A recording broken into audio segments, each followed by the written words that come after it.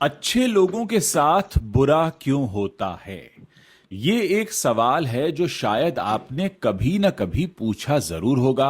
कभी रोते हुए, कभी गुस्से में, या हो सकता कभी अकेले बैठकर। जो इंसान सबसे अच्छा होता है उसी के साथ सबसे बुरा क्यों होता है? जो झूठ नहीं बोलता उसे ही धोखा क्यों मिलता है? जो मेहनत करता है उसे ही नाकामी क्यों मिलती है?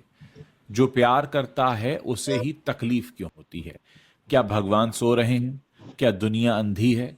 या हम ही कुछ गलत समझ रहे हैं?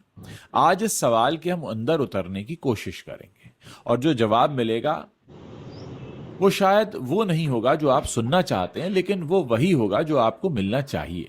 तो चलिए पहले एक बात साफ कर लेते हैं। हम यह मानकर चलते हैं कि दुनिया फेयर है, कि अच्छे को अच्छा मिलना चाहिए, बुरे को बुरा, और ये हमारी सबसे गहरी मान्यता भी है। इसे साइकोलॉजी में कहते हैं जस्ट वर्ल्ड बिलीफ, यानी यह विश्वास की दुनिया न्यायपूर्ण है, इंसाफ की है।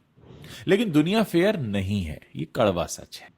और जब तक हम इसे नहीं मानते तब तक हर तकलीफ हमें दोगुनी लगती है। एक बार तकलीफ का दर्द, और एक बार यह सवाल कि ये मेरे साथ क्यों हुआ।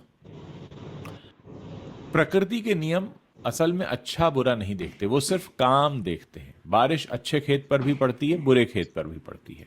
आंधी अच्छे घर को भी तोड़ती है, बुरे को भी तोड़ती है। तो फिर अच्छे लोगों को ज्यादा तकलीफ क्यों लगती है? इसके तीन मुख्य कारण हैं। पहला, अच्छे लोग ज्यादा फील करते हैं।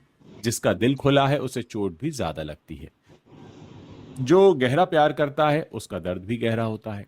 ये कमजोरी नहीं है, ये संवेदनशीलता है, और संवेदनशीलता की अपनी एक कीमत होती है।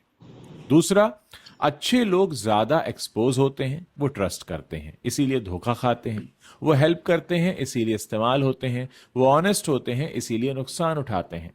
जो बंद दरवाजे में रहे उसे हवा नहीं लगती, लेकिन फिर उसे धूप भी नहीं लगती।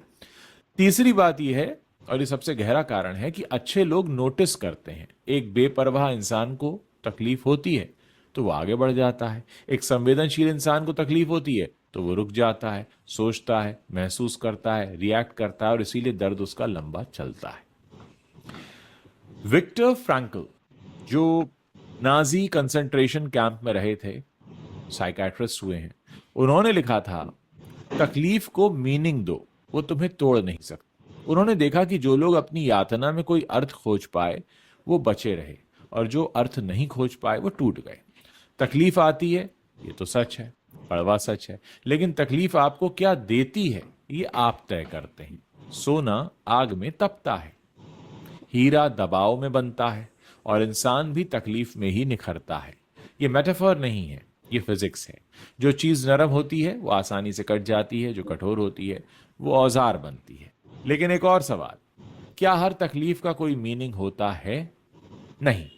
कभी कभी बुरा सिर्फ इसलिए होता है क्योंकि दुनिया बहुत केओटिक है, यहां बड़ा केओस है, क्योंकि गलत इंसान गलत जगह पर था, या यूं कहें कि सही इंसान गलत जगह पर था, क्योंकि किस्मत ने पासा उल्टा फेंका।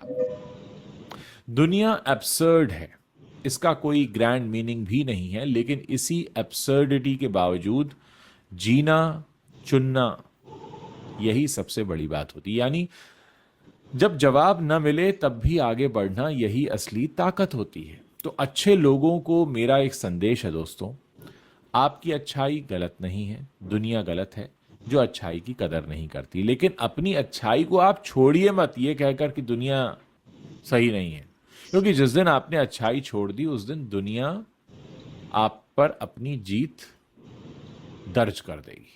और याद रखिए, जो आपके साथ बुरा हुआ वो आपकी परीक्षा नहीं थी, वो आपका परिचय था। उस परिचय में आप कौन निकले यही मायने रखता है।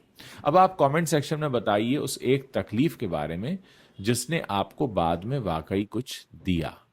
हम अगले वीडियो में आपसे फिर बात करेंगे। तब तक इस वीडियो के बारे में आप बात करिए अपने दोस्तों से, इसे शेयर कीजिए, इसके नीचे कमेंट कीजिए, और मुझे बताइए कि जिंदगी में और कौन से ऐसे सवाल हैं जिनके जवाब आप ढूंढ रहे हैं। मैं आपके साथ बैठकर मदद करूंगा आपके उन सवालों के जवाब तलाशने की, ताकि आपको थोड़ा सुकून मिले, थोड़ा भरोसा मिले, और आगे जीने की राह आपकी